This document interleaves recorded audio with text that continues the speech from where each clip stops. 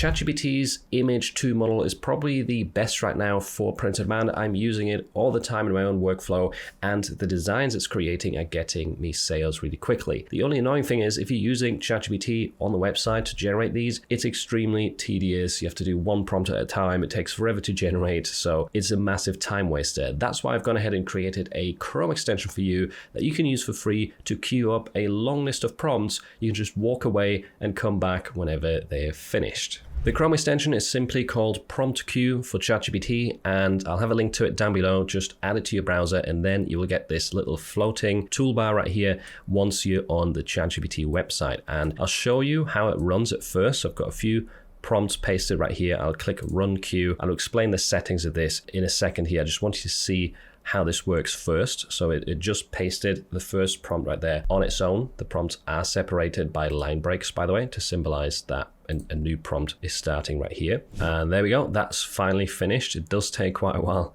with chat. And now on its own, not using my hands, the tool is going to wait for a few seconds. It's downloaded the image. So it's in my downloads folder now, and it's pasted the next prompt. This is what it does. It just pastes prompt after prompt after prompt, and let me explain the settings. So you can choose whether you want to have all prompts pasted in the same chat or a new chat window every time. The reason I set this option is because having it in the same chat is kind of cleaner. You don't get your feed cluttered up like I have right here, but it also kind of takes information from your chat history, and sometimes the style kind of merges and changes with time. Like all the prompts kind of merge into one style. It's really weird. So if you always have a new chat, there's no chat history, and it should be more accurately representing the actual prompt that was pasted. So that's why the option is there. And especially if you have a long list of prompts, like I only have 6 right here. If you have more than that, you might want to have a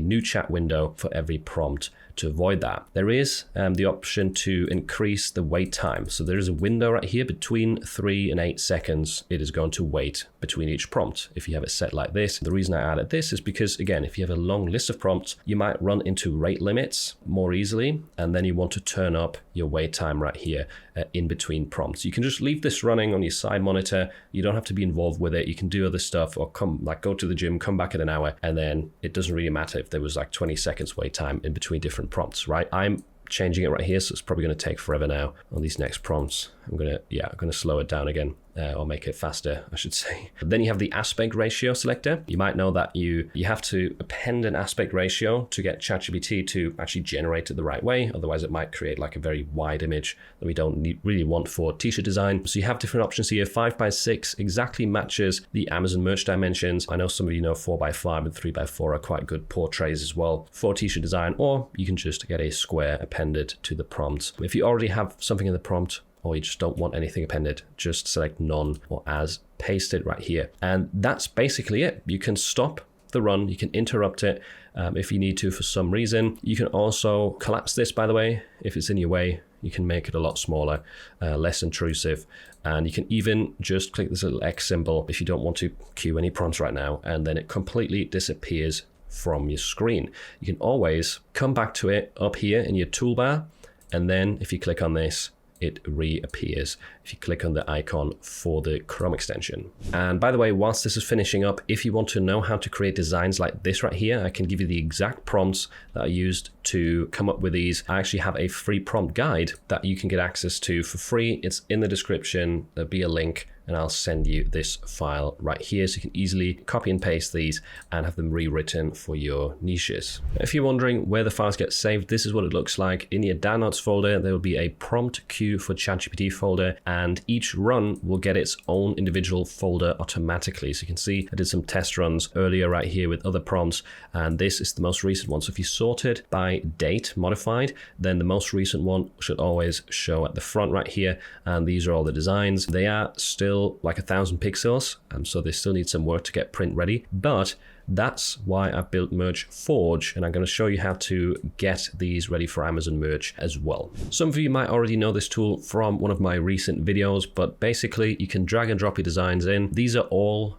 better if it gets converted to halftone instead of the background removed. It's just a very intricate style with a lot of glow lightening. So I'm going to choose halftone right here. It gets upscale automatically before that. So that's another thing about this tool. Whether you remove background or halftone, it always upscales first to make sure that the background removal is more effective and cleaner. And then I can have these resized to Amazon Merch as well. You can change the dimensions, by the way, in the setup right here. If you don't want these exact pixel dimensions. I can also say SEO file name, which renames the files with SEO keywords for Amazon titles, and then that's basically it. So I'll click process here, I'll run through them. It's going to look a little bit weird in the preview right here, but it has done a good job. The halftone works perfectly for this kind of style. You can also preview them on different colors. So this is what it would look like on black, which is the intention, right? I would upload these to black, not to any of the light colors. It's just not good for this halftone style. Now, there we go. They're all finished. And we can click download all right here. It takes a little bit longer if you have SEO selected. You can keep the original file name though, but SEO essentially reads the image, each one individually, and assigns some keywords to it with AI. The AI is trained on the way that I write my titles, by the way. And this is what the final result looks like. You will download a zip file that unpacks merge forge designs right here. And each one of them is now 4,500 by 5,400 pixels. They all have a bit of padding. And as you can see, the file names actually have some SEO in them right there.